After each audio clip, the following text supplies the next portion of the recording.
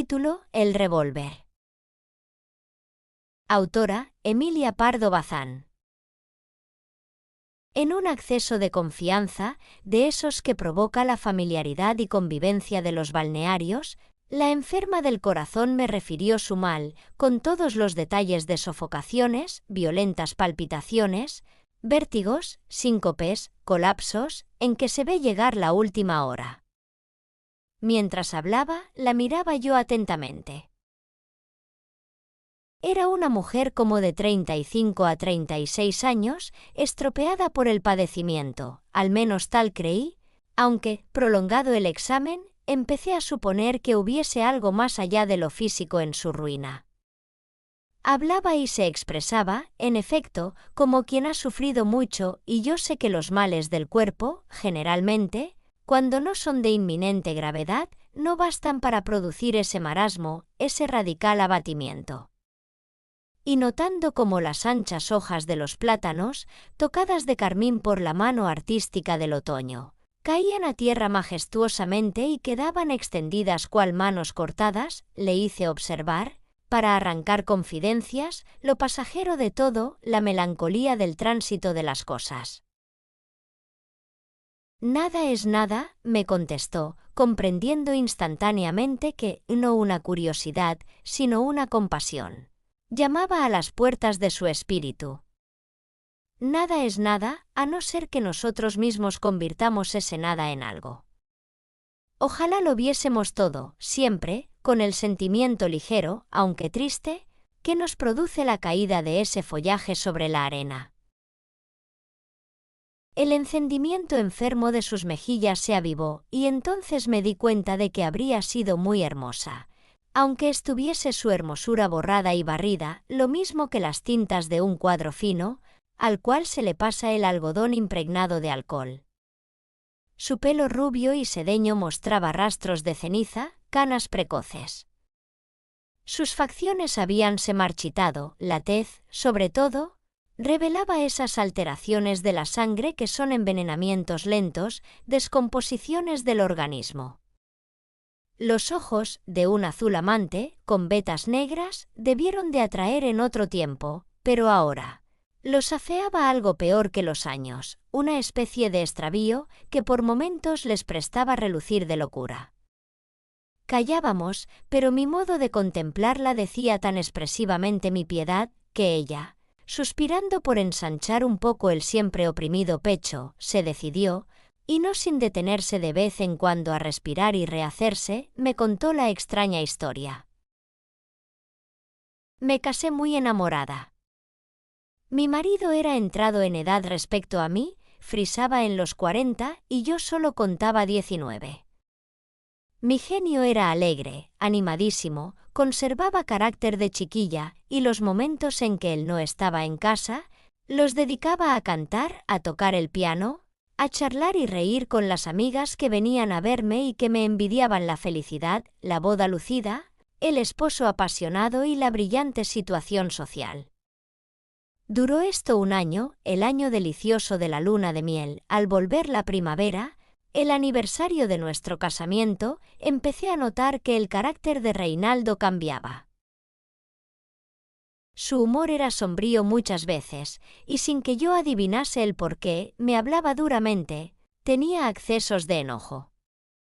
No tardé, sin embargo, en comprender el origen de su transformación. En Reinaldo se habían desarrollado los celos, unos celos violentos, irrazonados, sin objeto ni causa, y, por lo mismo, doblemente crueles y difíciles de curar. Si salíamos juntos, se celaba de que la gente me mirase o me dijese, al paso, cualquier tontería de estas que se les dicen a las mujeres jóvenes, si salía él solo. Se celaba de lo que yo quedase haciendo en casa, de las personas que venían a verme, si salía sola yo. Los recelos, las suposiciones eran todavía más infamantes. Si le proponía, suplicando, que nos quedásemos en casa juntos, se celaba de mi semblante entristecido, de mi supuesto aburrimiento, de mi labor, de un instante en que, y pasando frente a la ventana, me ocurría esparcir la vista hacia afuera. se celaba, sobre todo, al percibir que mi genio de pájaro, mi buen humor de chiquilla, habían desaparecido, y que muchas tardes, al encender luz, se veía brillar sobre mi tez el rastro húmedo y ardiente del llanto.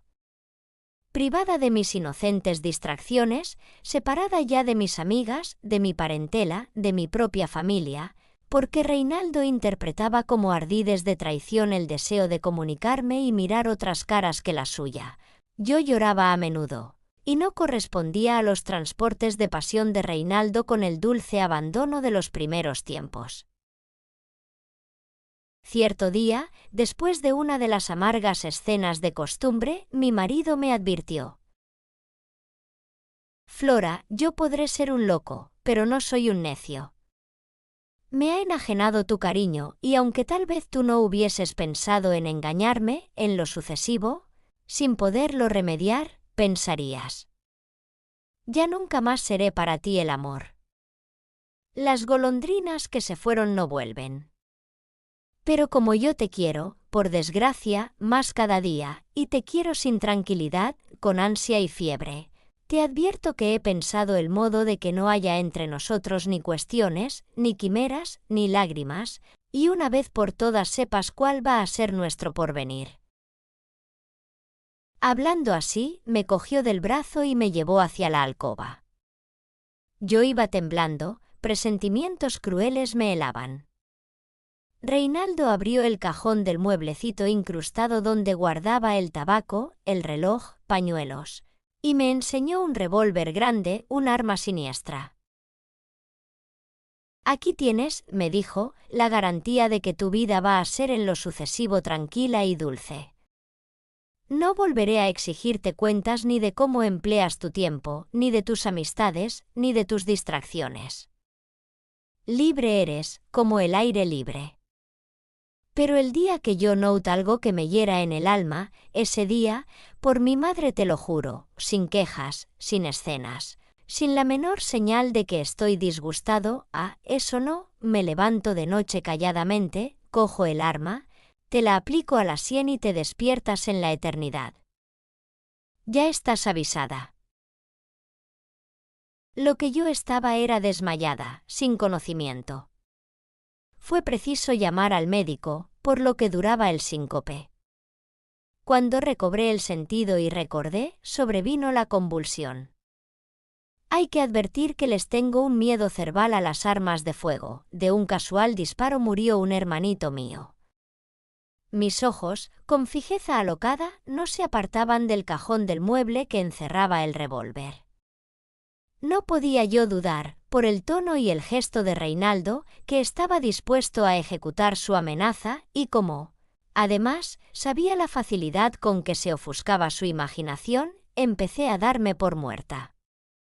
En efecto, Reinaldo, cumpliendo su promesa, me dejaba completamente dueña de mí, sin dirigirme la menor censura, sin mostrar ni en el gesto que se opusiese a ninguno de mis deseos o desaprobase mis actos. Pero esto mismo me espantaba, porque indicaba la fuerza y la tirantez de una voluntad que descansa en una resolución, y víctima de un terror cada día más hondo, permanecía inmóvil, no atreviéndome a dar un paso.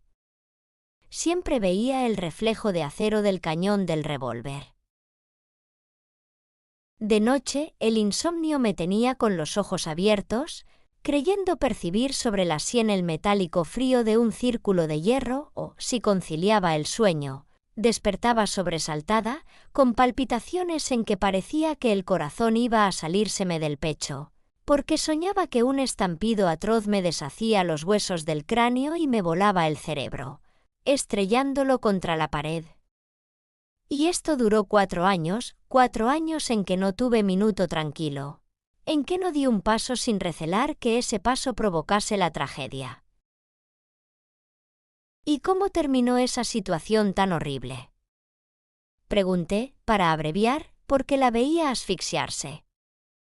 Terminó con Reinaldo, que fue despedido por un caballo y se rompió algo dentro, quedando allí mismo difunto. Entonces, solo entonces, comprendí que le quería aún, y le lloré muy de veras, aunque fue mi verdugo, y verdugo sistemático. ¿Y recogió usted el revólver para tirarlo por la ventana? Verá usted, murmuró ella. Sucedió una cosa bastante singular.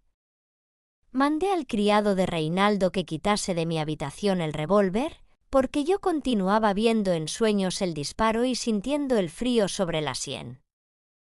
Y después de cumplir la orden, el criado vino a decirme: «Señorita, no había por qué tener miedo. Ese revólver no estaba cargado». ¿Que no estaba cargado? No, señora, ni me parece que lo ha estado nunca. Como que el pobre señorito ni llegó a comprar las cápsulas. Si hasta le pregunté, a veces, si quería que me pasase por casa del armero y las trajese, y no me respondió, y luego no se volvió a hablar más del asunto. De modo, añadió la cardíaca, que un revólver sin carga me pegó el tiro, no en la cabeza, sino en mitad del corazón, y crea usted que, a pesar del digital y baños y todos los remedios, la bala no perdona. Fin.